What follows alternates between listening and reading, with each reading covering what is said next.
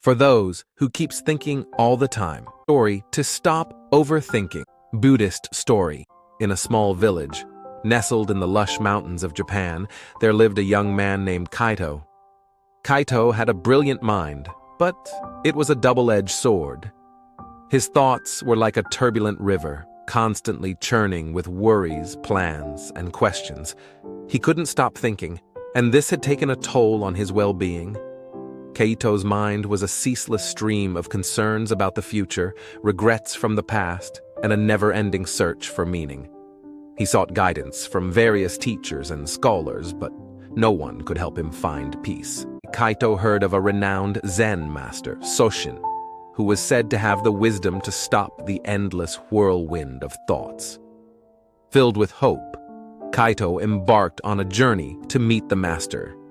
After a long and arduous trek, Kaito reached the remote mountain monastery where Master Soshin resided. The monastery was simple, a haven of tranquility amidst nature's beauty. Kaito approached the master and expressed his desire to learn how to stop overthinking. Soshin looked at Kaito with a serene smile. Young one, I can help you, but only if you follow my guidance without question, he said. Kaito agreed without hesitation. Desperate for a solution to his restless mind, Soshin led him to a small room and gave him a single white sheet of paper and a brush and ink. Your task, Soshin instructed, is to paint this sheet of paper entirely black.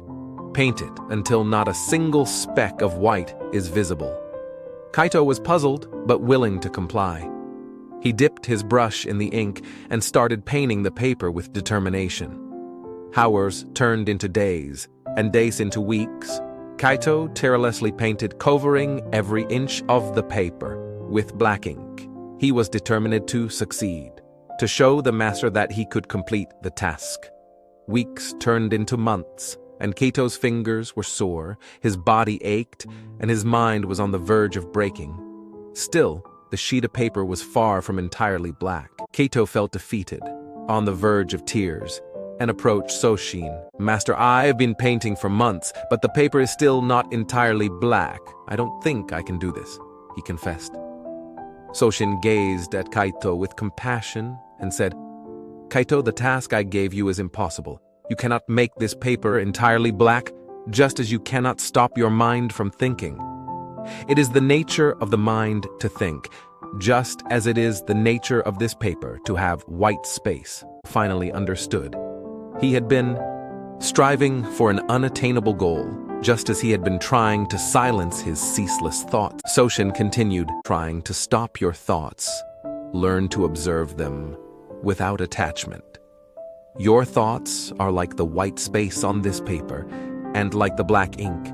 They are an integral part of who you are. Do not struggle to change your nature. Instead, embrace it. With newfound wisdom, Kaito returned to his home in the village. He no longer tried to stop his thoughts, but observed them with detachment. As he accepted the natural flow of his mind, the incessant thinking gradually lost its grip on him. Over time, Kaito's mind became clearer, and he found inner peace.